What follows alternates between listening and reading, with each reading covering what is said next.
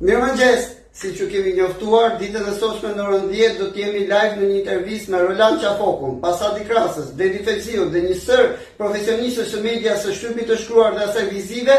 Roland Qafoku është një tjetër emër i madh nga bota e medias, studimit, letërsisë, që i bashkohet të ëndrës më të bukur Time Center. Do të flasim sot për gazetarinë e fortë, do të flasim për gazetarët e fortë dhe do të bëjmë pyetje të forta.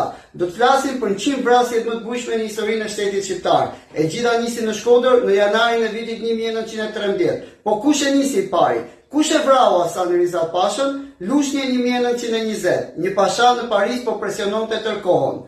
Burrat e mëndshëm të lushnjës, ata që për një vit bën sa për një shekull, vendosën t'i bënin një dhuratë. Ai kishte ditëlindjen, te pashai nuk mund shkojë pa një dhuratë.